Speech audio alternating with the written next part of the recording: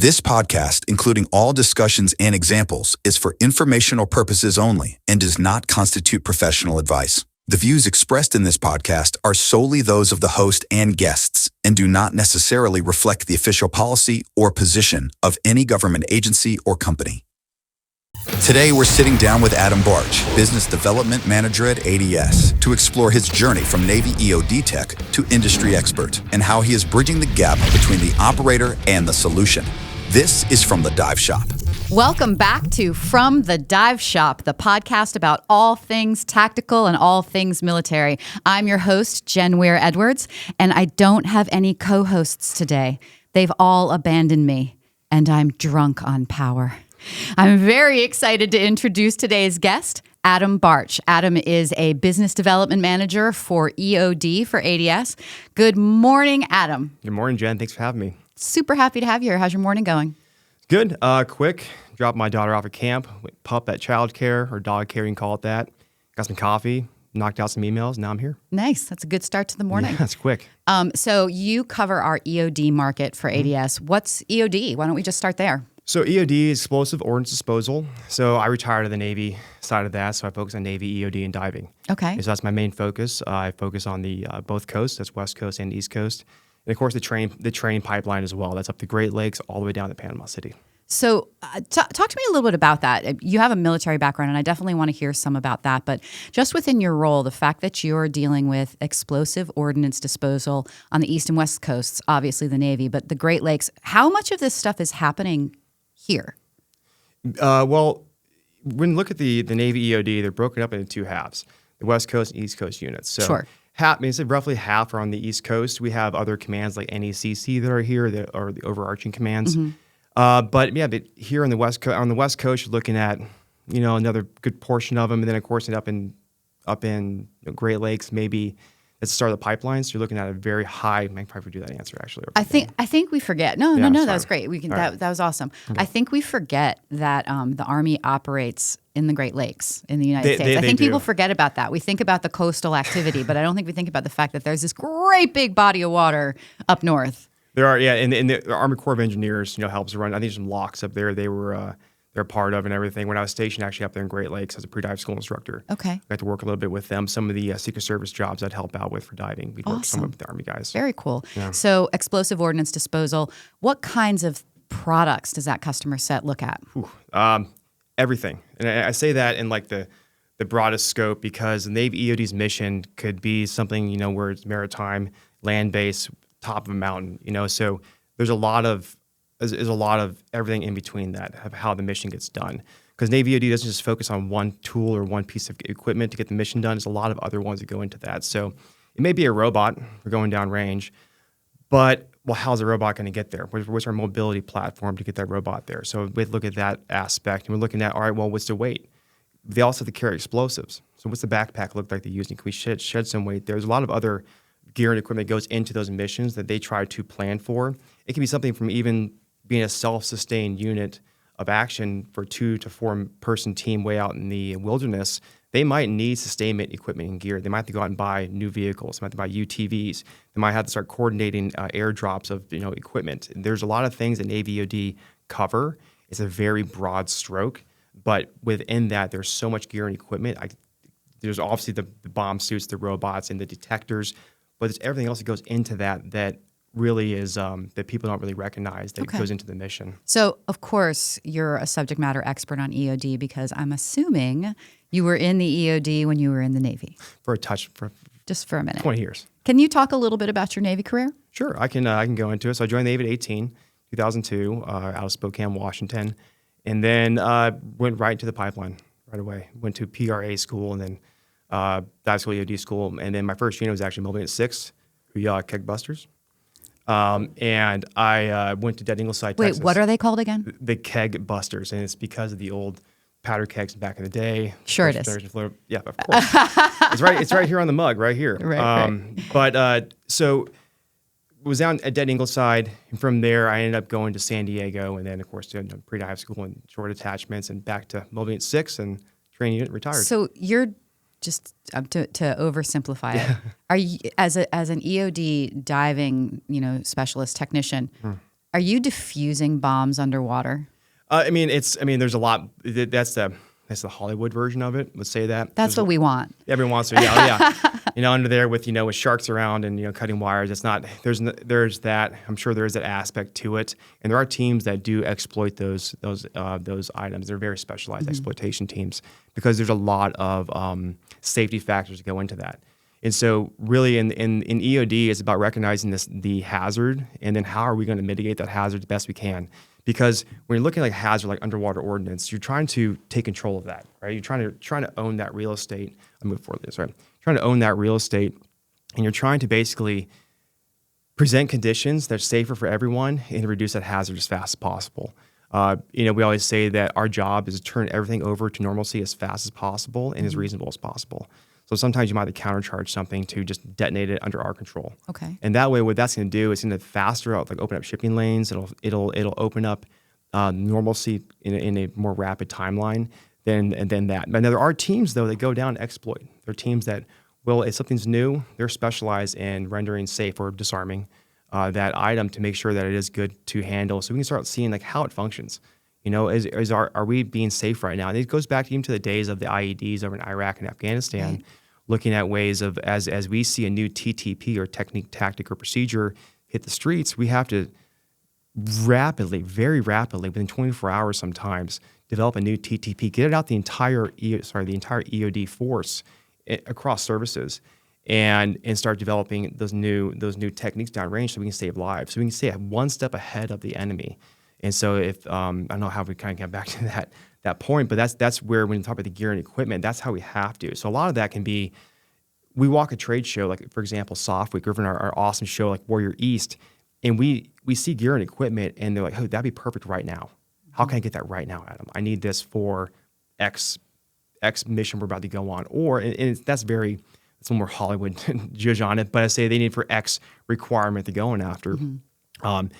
And it may be something so off the wall, and it might be something like, hey, we need microphones next to these devices so we can start listening to them. And that's very broad, and that doesn't really exist. But with that being said, there's just sometimes I don't know what I'm going to face when I'm walking those meetings, and which is really interesting. I want to talk a little bit about your transition, but I do want to go back to your military career. We have a lot of former military here at ADS, and I talk to you guys all the time. I've been involved in industry for a long time and have had the opportunity to talk to a lot of different people. And you guys have been in fraught situations, truly in harm's way. And a lot of folks are more nervous about talking to a customer in a business situation than you would be about trying to defuse a bomb. And I know defuse a bomb is the Hollywood version, but it's funny to hear you talk about how it's a different kind of engagement. And it seems like you guys are way more nervous about talking to a person in a conference room. That's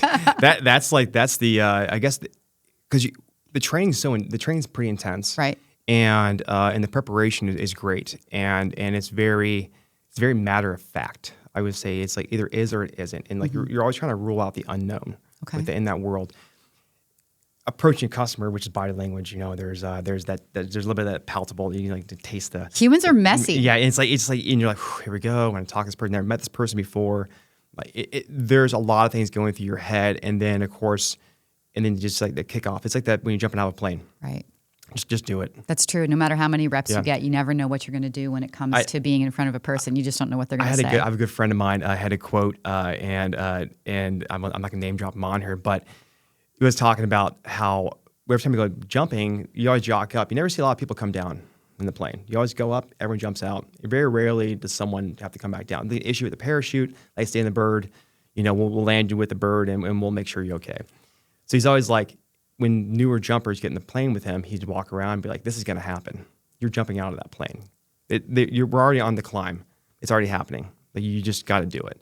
So I feel like that's the mentality sometimes when I go into some of these meetings of like, hey, I'm prepared. I hope I'm prepared. Let's go into it. Let's just start talking. Let's have a conversation. Similar to this. And then that, I think when I approach it with that mentality, it helps to kind of bring my nervousness down a little bit. Right. I come to it with a better, cooler approach, and it works out good and bad sometimes. But it's definitely it's getting more normal now, where I'm not as The reps are starting to make me trained, I guess you can call it that. It's interesting because I'll be out with some of the reps that work for me, and I'll see them get amped up about it.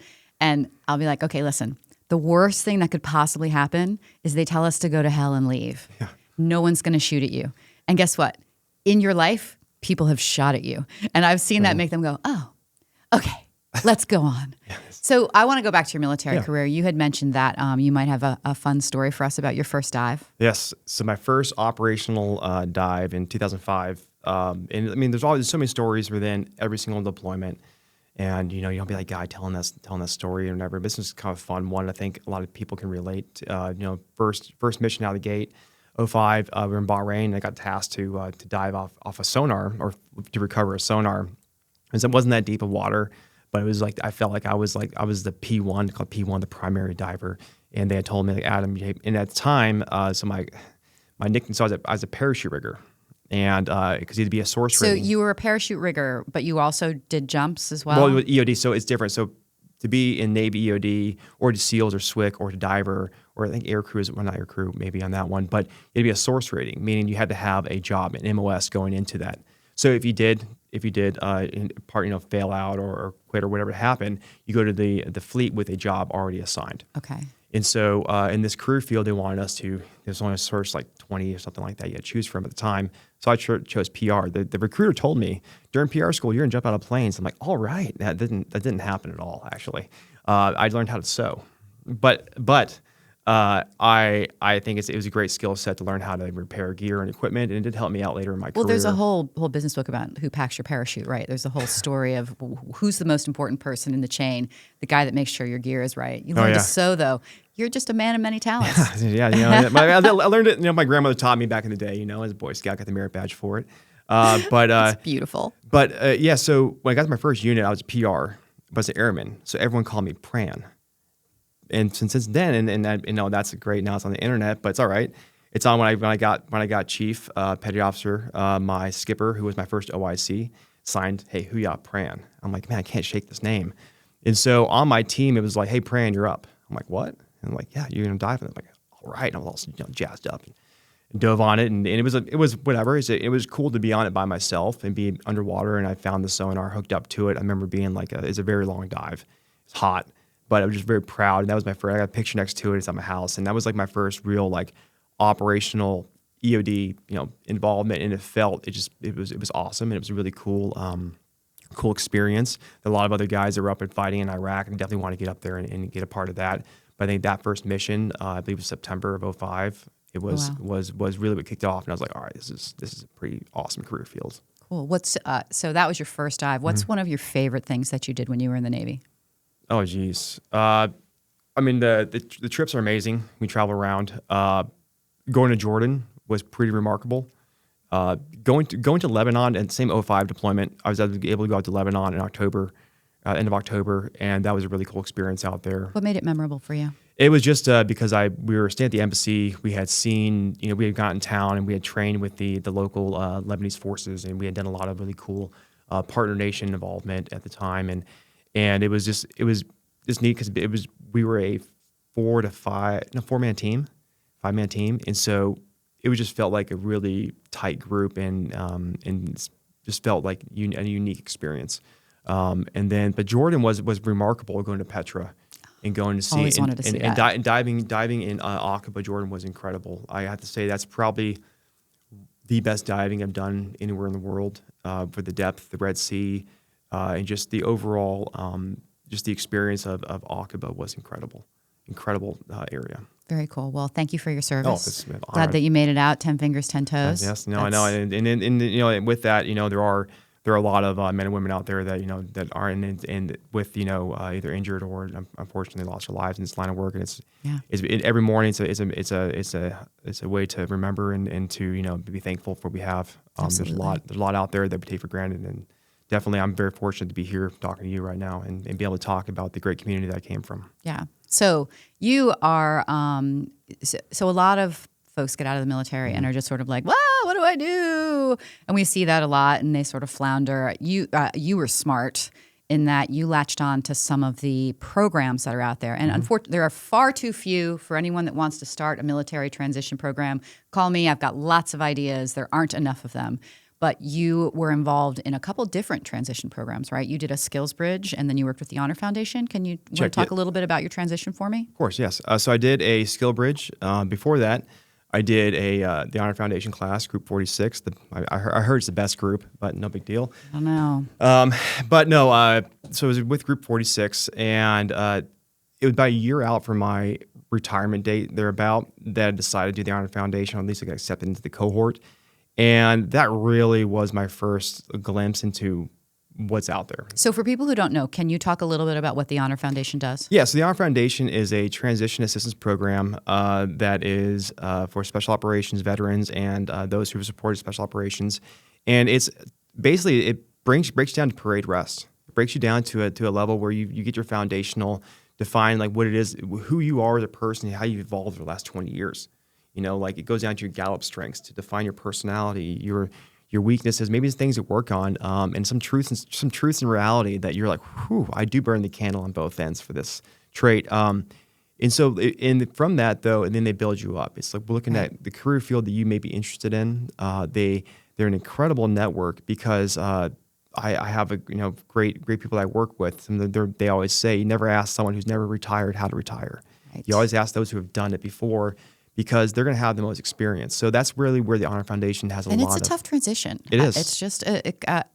personally, I didn't serve, but I've watched so many soldiers, sailors, airmen, Marines come out and, like I said, flounder. Even when they have a good transition, it's just completely different because the military training, like you said, is so rigid and so repetitive and so good that you really are ready for anything. And when you get out here, we're like, oh, well, we'll give you some guidelines. Good luck. and with that, I mean, even with the Honor Foundation, even with having a job and all of that, I 100% struggle. Like there are times during like the weeks, months, there are very difficult times to get out of bed. I mean, I'll be honest. I'll be honest with you all about that. My friends know about. My closest friends know about that. But it's real. Like I would say, defining a what's the word I'm looking for? Not MOS. It's not even personality. It's defining your, not even personality, but it's your role or your new occupation in life. Where you fit. Yeah, where you fit after all your experiences. See, if you're in the military, they give that to you. The rest of us just walk around with a constant existential crisis. So you got a little more than we do. Oh, that's true. But nobody ever shot at me, so I'll take my existential crisis. No, but on that though, you just end up. There's so many ways to go, and so the Honor Foundation allows you to hone those paths and try to go down what you think is the best route. If it's not, hey, I don't want to go this way. Honor Foundation, who else do you have that can have this career field? Sure. And they link you up with there. The best part about the Honor Foundation, though, comes down to the reps, going through the interviews, talking to people like yourself, industry experts who are even in an interview, like you need to take a wrap off. You're already intense right now. And that's something that we have to hear. Like you can't come in there, we say throwing hand grenades, come in there throwing softballs. Like come into an interview, in this kind of approach, how to even military jargon. Yep. That's a lot of times we worry about how do I communicate stressful environments to a resume or in a job interview. Those are what the Honor Foundation helps you like kind of get to the grassroots of like some of those. So you graduated from the Honor Foundation. Did you come straight here from the Honor Foundation? No, I went. I did a skill bridge for about 5 months or so, and then I came to ADS. So the premise of the Honor Foundation, and full disclosure, I was on the faculty for a little while, so it's a cause that's near and dear to my heart. Do I have my Y right here? There you go. I'm going to ask for sure. I think they do a really good job of preparing you, but nothing can prepare you. So what have been the biggest surprises since you've been in a non-military environment in the professional world that they didn't prepare you for, or maybe couldn't possibly prepare you for? I think no one can prepare you for what you're going to do.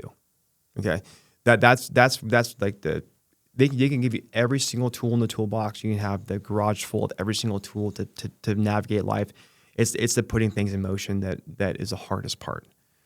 Sometimes information overload will cause a lot of like delay and like not processing, but delay in someone just like making a decision on something. So Sorry, that's one of those train of thoughts I just lost right there. That's okay. I have to come back to that one. Yeah, but you were talking about that sometimes information overload can, can slow things down and make it harder for you to make decisions. I'm here for you. And just talking about what the Honor Foundation got right in terms of preparing you and what things they couldn't possibly prepare you for. So putting things in motion. So and that means maintaining your edge. Right. So and by that, it's the special operations, what you're bringing to the table at times can be like your way of processing, the way you process stress, the way that you're problem solving, the way that you can take in a lot of unknowns and make a great decision and take action on. And so with special operations, that's just that world you're always operating in. Mm-hmm. And so for the Honor Foundation, they give you all those tools, but now you got to kind of maintain that edge of that's working out, that's taking those daily walks, that's getting getting away from the screens. That's getting back to an analog type thing of reading a book, getting into, if you need to print them off. Like sit I back always feel so old. I print everything. I love. If I really want to dig in on something, I'm that idiot on the plane that pulls out this sheaf of papers when everyone else is like reading on their laptop. 8.5 by 11 pages all over my house with my highlighter from 1952. Sorry. That one didn't go nowhere. Sorry about that. Edit that one out. Talking about the transition, I think this is always a good question to ask. You left this community as an operator, and now you're back in it selling. Ew, yucky. No, How is that? It's you gotta have thick skin. Sure. First off, it's a world of having thick skin and not taking things personal. It's unfortunate to have this job and this role because I'm able to, being on the operator side and coming to this side allows me to have an understanding, not a full understanding because times GTPs or techniques and tactics change, but I have an understanding of what some of the pain points are that they're going through. Mm-hmm. That just allows me to walk in that door and listen to what they have. It has been difficult sometimes. Like, hey, Adam, what are you here to sell? It's like, okay, well, yes, we as ADS, we do sell things. We do. But more it's like we're selling those solutions to what you guys need. Mm-hmm. And then, of course, looking and really some experience from Navy EOD, from our processing of our contingency planning and a lot of the way that we process just overall A to B to C planning, like going back to some of the other training I've gone through, allows us for these projects, like if they're like, hey, I want to have these things, these mugs right here made out of 3D printed and they have to, whatever it might be, like, okay, I have to look at this whole process. I'm going to back up 50 steps. I'm going to get to we need to find the source of this product, and now we're going to start finding a solution for them. Okay. So a lot of it is backing up the steps to that, and I guess let's go. Sorry, I went with that one. That's fine. That's fine. Apologize. No, that's okay. So given that you're calling on EOD, you have to stay, even though you're not necessarily tip of the spear anymore as an operator, you have to stay tip of the spear in terms of understanding what the products are that are out there. Yeah. What are some of the coolest, most interesting cutting edge things you're seeing today that are being used that maybe weren't in use when you were active? Yeah. So I'm just writing notes down, make myself a little easier on it. So some of the products that I've seen today that were not around when I was on my side, drones, UAS systems. Yep. We're looking at how UAS systems can even integrate with EOD, joint service. That means putting a sensor on them to go down range to, instead of sending a person down there, even a ground robot system, we can put the same sensor on or something like that onto a drone, gets down range, it can get a reading of whatever we need to do without putting any hazardous areas for the operators. We can do remote viewing. We can go, not remote viewing, that's something completely different. We can do, from afar, ISR platforms, looking at breach points, typical things where EOD would put themselves in hazard area. We can do that now with drones and remote means, which is really cool. Also looking at some of the underwater systems and how they're able to manipulate in the water column, the ability to grab, suspect items, wires, whatever that might be, going down to extreme depths, without putting a person in the water. That's great. Those are incredible. And they were kind of in the infant stages when I was retiring, and they're coming up, and nothing had solidified yet. And it wasn't until about 2023 or so, those things started really kind of going into the fold for the operators. And it's been really cool to be a part of that, to help bring those sensors to them, to help bring those UAS systems up forward and allow them to see the capability that is out there right now in the market. Great. So you said that nobody can tell someone how to retire if they haven't retired. Mm-hmm. What advice would you give to someone that was in your position coming out today? That's a deep question. Stay in. No. Yeah, stay in. I mean, advice is, I mean, have a good exit strategy. You know, make sure you have don't just plan on exit on one basket. You know, have we call parallel balls of fire going. You know, so have those parallel plans going that aren't contingent on one or the other. You know, so if you don't get this job or that career, this one's still off and running. You know, you have something lined up, and then of course, establishing good mental health and establishing good practice outside of the military. Think about that a little bit. A year out, you're probably not thinking about that. 6 months out, probably not either. About a month, 2 months out, people are starting to kind of, the worry factor. So establish those things early in your career or in your latter part of your career so that you have those resources established. So you're not figuring those things out when it's time of need. I say that was one thing that I did learn for myself was getting out was, establish all of your medical stuff, but maybe doing that while I'm in so I can utilize my resources that I have right now to connect me with people, whether that's financial resources, all that. Last part, and most important part, take a vacation. Just take a month, 2 months off. Can we do that right now? No. I would say I can. We could. You could. However, it'd be a really bad idea. Yeah, I don't think it would bode well for the end result. But I say that take that vacation because disconnect your brain, spend time with your family, spend time with your friends. Like go out and see those things that you wanted to see. Go out and experience a little bit. Take that wrap off. Let all those chemicals, those emotions, everything just kind of flow through, and then step into the next career. I would say with myself, I went right into it, that's how I am. I'm very much going to just jump into it and knock things out. However, Adam, a year ago, would have told him, hey, dude, or sorry, 2.5, almost 3 years ago, wow, take a wrap off, take a couple months off, and then reapproach. And I'd be right back in the same role. I don't see myself doing anything else. However, I would have enjoyed that because now I'm like, man, I really want to take a month. But it's like I do and I don't. Sure. Because you're in it. I'm in it. That's great advice. That's awesome. So this is a big thing with the Honor Foundation, but it's also a big thing that I always like to ask our guests. Of course, yeah. So it comes together perfectly. Yeah. What's your why? Okay, well, let's hear. I'm going to have some too. Sorry, man. We keep doing it so they keep bringing the mug up so everyone keeps seeing the keg busters. I like it. Yeah. All right, so I had to look mine up again because it had been a long time. So mine is to accelerate improvement so we can find a better path. Ooh. Now, obviously, you wrote that as a part of the whole process that they do with the Honor Foundation. Has that evolved? What would you say to your daughter? What would you say? What's your why? I would say that's still very true. That's great.